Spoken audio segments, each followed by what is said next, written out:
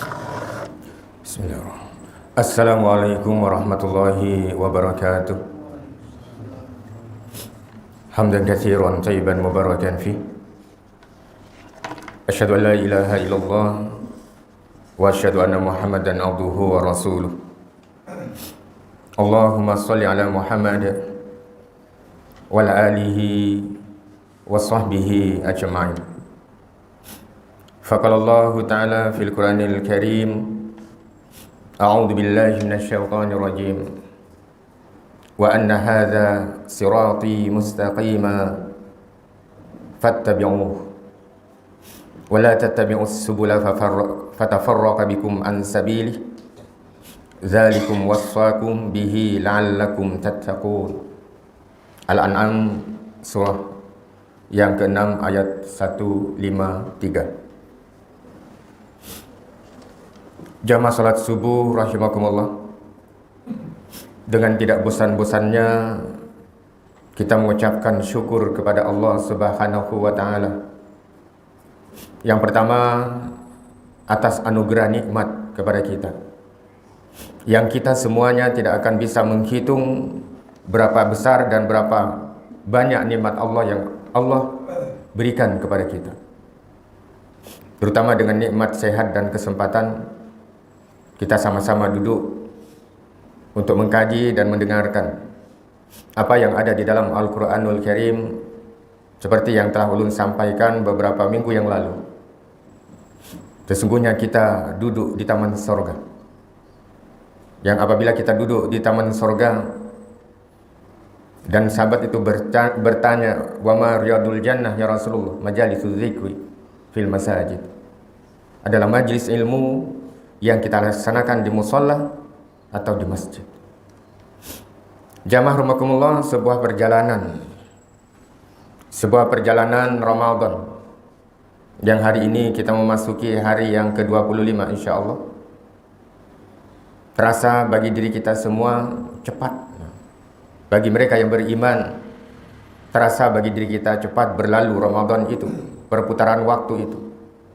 Akan tetapi bagi sebagian orang, dia ingin cepat-cepat. Macam-macam persepsi dari seorang anak manusia. Tapi bagi diri kita adalah bagaimana kita menjalankan ibadah itu dengan baik. Dan yang kita lakukan adalah mengharap ridha Allah Subhanahu wa taala.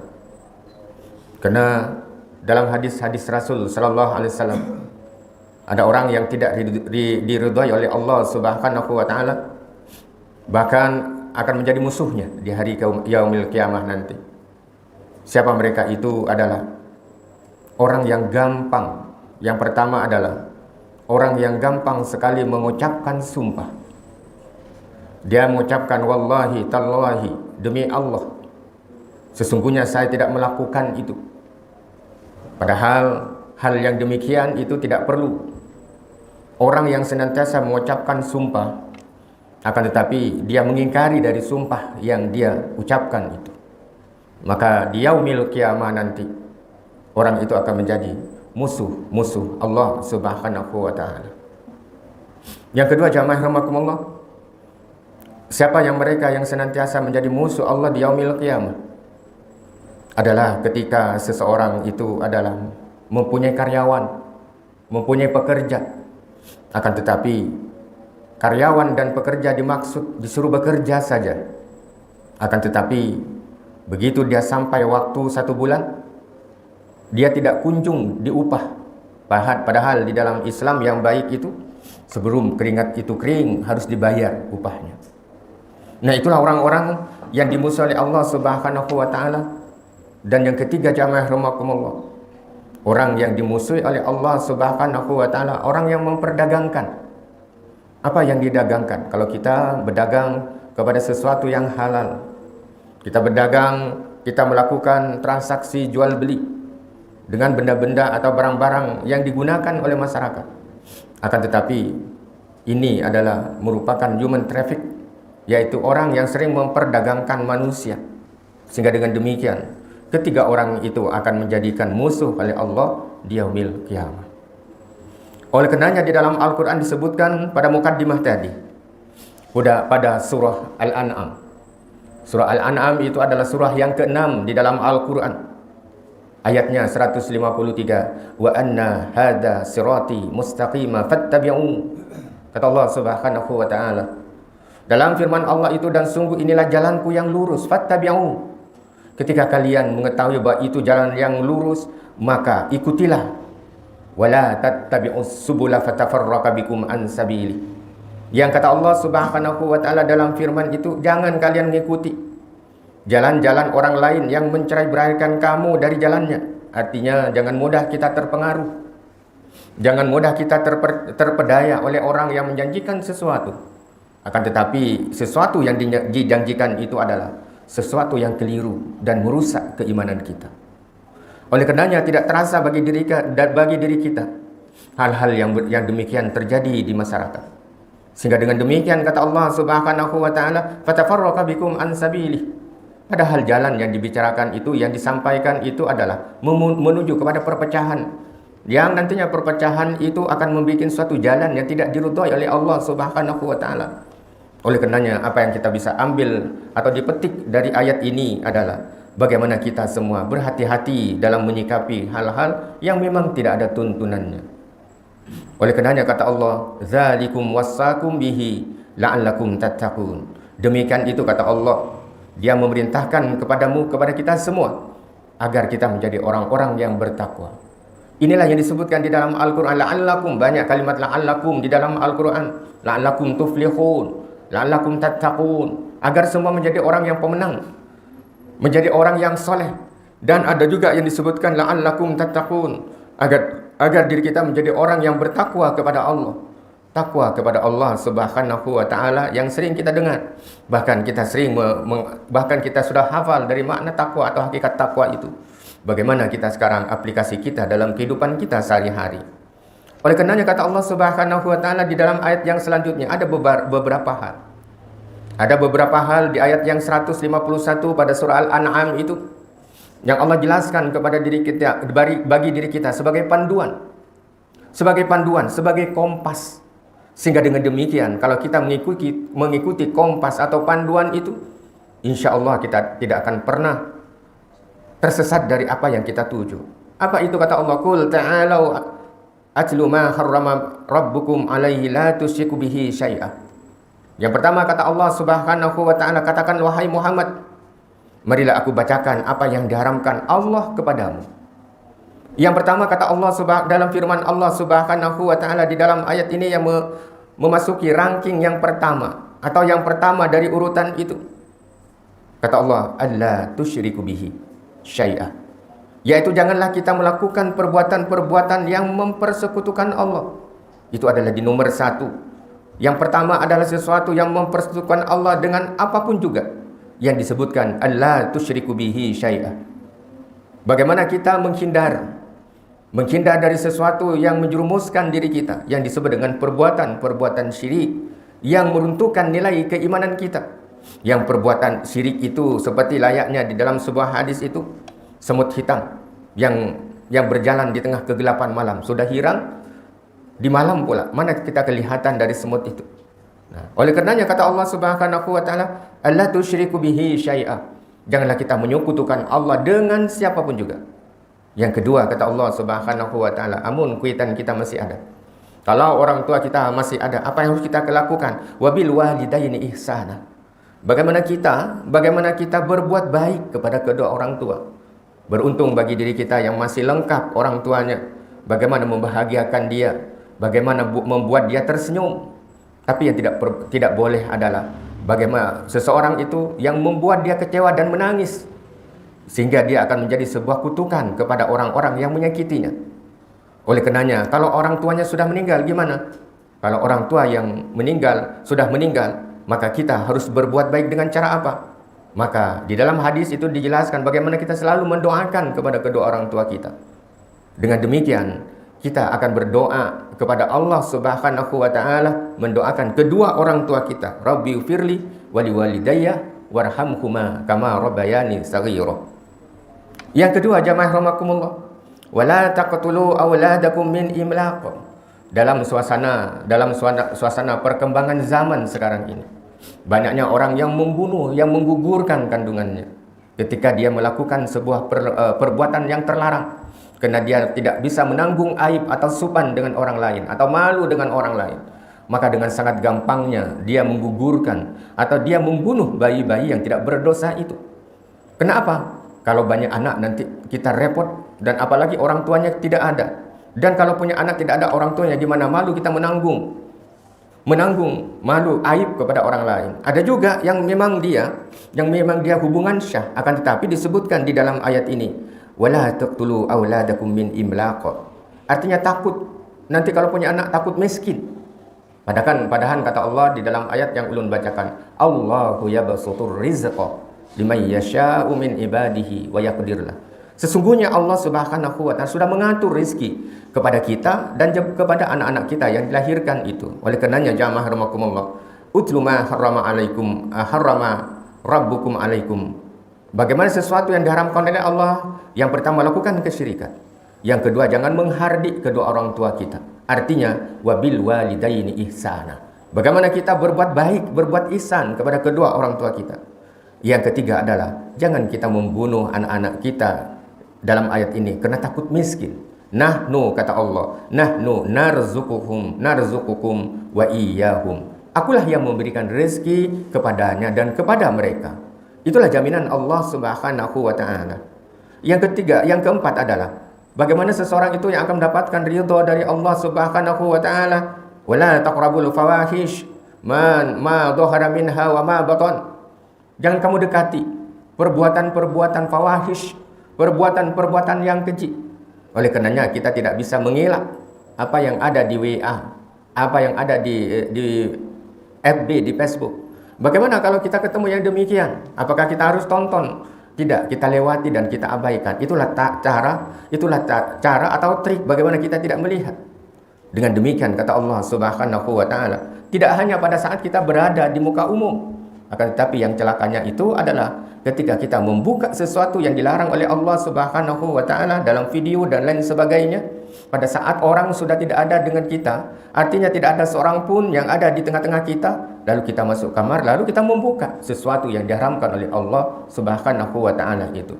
Oleh karena jamaah rahimakumullah, wala, yang seterusnya yang terakhir adalah wala taqtulun nafsal lati harramallahu illa bil haqq. Kata Allah Subhanahu wa taala, jangan mudah menghilangkan nyawa seseorang. Mahal betul itu. Dan itu adalah merupakan tanggung jawab kita di hadapan Allah. Wala taqtulun nafsa. Jangan kamu gampang untuk membunuh seseorang. Hanya dengan kesalahan yang sepele, dia sanggup berkelahi dan tumpah darah di situ, sehingga ada salah satu yang menjadi korban. Yang sering kita dengar, hanya dengan kesalahan tarif parkir atau kurang bagian atau tidak sama dalam pembagiannya, langsung dia menghunuskan senjata sehingga kawannya sendiri yang kehidupannya mereka sehari-hari sama-sama, sehingga mereka itu menemui ajalnya. Itu disebutkan oleh Allah, wala taqtulun nafsal lati harramallahu illa bil haqq dzalikum, kata Allah, dzalikum wasaqum bihi la'allakum taqilun. Kata Allah Subhanahu wa taala, ini adalah sebuah wasiat, ini adalah sebuah nasihat kepada kita semuanya. Agar apa? Kita menggunakan akal fikiran kita. Kita menggunakan akal fikiran kita. La'allakum taqilun. Ketika Allah memberikan sesuatu yang lebih kepada manusia, yang melebihi dari makhluk yang lain, sesuatu yang tidak ditandingi dari apa dari yang diberikan kepada makhluk yang lain, ketika manusia diberikan akal fikiran kepada kita. Sehingga dengan demikian, dengan akal fikiran itu kita bisa membedakan mana yang baik, mana yang buruk, mana yang sunnah, mana yang bukan, dan mana yang halal, dan mana yang haram, mana yang makruh, dan lain sebagainya. Ketika kita menggunakan hal yang demikian itu, selalu berpikir sebelum berbuat, maka Allah katakan, la'allakum ta'qilun. Agar kalian menggunakan akal fikiran yang diberikan oleh Allah Subhanahu wa taala. Bukankah kita sering membaca surah At-Tin? Laqad khalaqnal insana fi ahsani taqwim. Sungguh pada diri manusia itu adalah terdapat tubuh atau yang sangat lengkap, yang sangat sempurna diberikan Allah kepada diri kita. Yang dilakukan bagi orang yang beriman, yang dilakukan bagi orang yang bertakwa itu adalah bagaimana kita selalu mengharapkan ridho dari Allah Subhanahu wa taala. Sehingga dengan demikian disambung di dalam ayat 152 pada surah yang sama. 152 pada surah yang sama, yaitu surah Al-An'am. Salah satu surat yang dinamakan nama binatang di dalam Al-Quran. Al-An'am. Wala taqrabu malal yatim. hatta illa billati hiya hatta yablugha asyuddah. Jangan kamu dekati apa yang dilarang oleh Allah Subhanahu wa taala, al-malu, harta-harta anak yatim, dengan berkeinginan untuk menguasainya, illa billati hiya asanu hatta yablugha asyuddah. Kecuali kata Allah Subhanahu wa taala, si anak yatim itu sudah dewasa, sudah mempunyai akal fikiran, dia menentukan sendiri nantinya. Sehingga dengan harta yang ditinggalkan oleh orang tuanya itu, dia berpikir dan dia menggunakan hartanya itu, baru kita serahkan. Jangan pada saat seseorang itu tidak mampu untuk melakukannya. Itulah yang sifat buruk pada manusia adalah ketika dia diberikan akal, selalu dia mengakal-akali orang. Bagaimana seseorang yang diberikan akal supaya bisa memilah dan memilih mana yang benar, mana yang salah. Akan tetapi kalau sudah nafsu itu berkehendak, maka yang ada di otaknya, yang ada di pikirannya itu adalah dia selalu mengakal-akali orang. Oleh karenanya jamaah rahimakumullah, begitu jelas apa yang disebutkan dalam Al-Quran itu tidak hanya dalam konteks ketauhidan kita kepada Allah, akan tetapi dalam konteks sosial Allah memberikan wasiat kepada diri kita, wa auful kaila wal mizana bil qist. Hendaklah kita ketika kita menggunakan mizan, ketika kita menggunakan timbangan, jangan mengakal-akali timbangan itu. Kalau kita membeli, artinya kita ingin yang lebih, tapi yang menjual selalu mengurangi dari apa yang dia jual. Oleh karenanya kata Allah, hendaklah kita fa'adilu, sehingga disebut dengan wazan. Timbangan itu kan ada dagingnya itu, ada batunya, ada barang yang dijual itu, sehingga balance rata antara burung yang dua itu menunjukkan bahwa benda itu adalah sesuatu yang memang sah untuk dijual. Oleh karenanya, tapi masih ada orang sebagian melakukannya itu digantungi sedikit di batunya itu, sehingga lebih berat. Maka kata Allah Subhanahu wa taala dalam konteks sosial, Islam mengaturnya demikian, wala talmizu fa'tadilu, hendaklah kalian berlaku adil. Sehingga kalau kita melakukannya demikian, ada seseorang itu yang dirugikan. Yang dirugikan dengan mengharapkan keuntungan, tapi kaliannya berapa gitu kan. Satu kali duduk di pasar, kalau kita gantungi paku 3 atau paku 4, kali berapa puluh orang, berapa ratus orang yang menukar itu. Jelas dalam pandangan mereka itu mendapatkan sesuatu yang baik. Akan tapi dalam pandangan Allah Subhanahu wa taala sesungguhnya mereka itu mencuri. Artinya mencuri dari sesuatu yang hak itu dengan cara-cara yang batil, atau menutupi sesuatu yang hak itu dengan menutupi dengan sesuatu yang batil, sehingga seseorang itu menganggap itu adalah sesuatu yang baik, sesuatu yang benar. Hal yang demikian itu yang dilarang oleh Allah Subhanahu wa taala. Yang seterusnya jamaah rahimakumullah, walau kana dza qurbah, hendaklah kita melakukan sifat adil itu tidak hanya kepada orang lain saja, akan tapi termasuk di dalamnya walau kana dza qurbah adalah termasuk kepada orang-orang keluarga dekat kita. Begitu juga Fa'adilu kata Allah Subhanahu wa taala, walau kana dza qurbah, sekalipun ini terjadi kepada keluarga terdekat kita. Nah, itu yang disebutkan bagaimana Islam itu mengatur, tidak dalam konteks ketauhidan dan keimanan saja, akan tetapi bagaimana Islam itu mengatur bagaimana sosial kehidupan masyarakat yang sama-sama menjaga diri kita masing-masing dari hal-hal yang tidak diridai oleh Allah Subhanahu wa taala. Yang seterusnya jamaah rahimakumullah, sesuatu yang baik yang kita lakukan itu, yang harus kita lakukan, wa bi ahdillahi wa aufu. Bagaimana kita menepati janji? Bagaimana kita menepati janji ketika kita berjanji? Karena janji itu al-wa'du dainun. Sesungguhnya janji itu ada hutang. Kalau nanti kita tidak melunasi hutang di sini, maka nanti akan dilunasi di akhirat. Sampai ke akhirat nanti ditanya, dulu kalian pernah pinjam itu, akan tapi kalian tidak membolehkan. Kenapa? Ada sesuatu yang supan, ujar orang, atau malu. Sehingga dengan demikian, hingga orang itu yang berhutang itu dibawa mati, hutangnya dibawa mati. Oleh karenanya nanti akan ditagih di hadapan Allah, akan ditimbang, wal waznu yauma idinil haq. Padahal timbangan itu kata Allah maha adil, tidak ada kolosi di situ. Faman khaffat mawazinuhu fahuwa fi 'aisyatir radiyah. Barang siapa yang berat amal timbangannya, barang siapa yang sedikit ringan amal kebaikannya, maka seseorang itu akan menjadi orang-orang yang rugi. Oleh karena kata Allah Subhanahu wa taala, kembali kepada ayat yang penutup dari redaksi ini, dzalikum wasaqum bihi la'allakum tadhakkarun. Yang demikian itu dari mulai ayat 151, 152 itu. Ini semua adalah wasiat yang diberikan oleh Allah di dalam Al-Quran agar kita senantiasa ingat. Inilah menjadi suatu dasar. Kenapa kita melakukan dakwah? Kenapa kita melakukan ceramah? Sekalipun jumlah orangnya sedikit, kita tidak bisa melihat seperti itu. Artinya apa? Agar diri kita menjadi orang-orang yang selalu dinasihati. Ingat dari apa ketika kita melakukan sesuatu, apakah ini benar di dalam agama?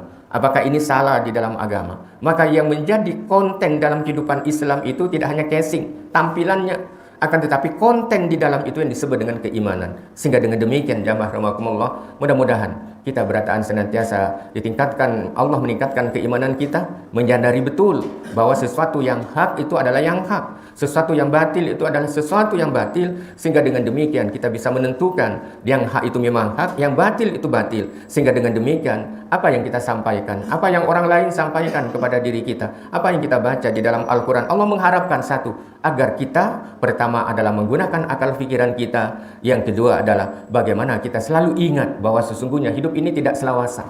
Hidup ini tidak selawasan. Pasti dia akan kembali ke akhirat nanti, dan ketika di akhirat nanti, summa latus'alunna yauma idzin anin naim. Kata Allah Subhanahu wa taala, semuanya akan disoal. Semuanya akan ditanya terhadap nikmat-nikmat yang Allah berikan kepada diri kita. Jamaah rahimakumullah, itulah yang dapat ulun sampaikan pada kesempatan ini. Mudah-mudahan ada guna dan manfaatnya dalam kehidupan kita, sehingga dengan demikian kita semuanya keluar nanti pada pasca Ramadan, setelah Ramadan ini menjadi orang-orang yang bertakwa kepada Allah Subhanahu wa taala. Amin ya rabbal alamin. Billahi taufiq wal hidayah. Assalamualaikum warahmatullahi wabarakatuh.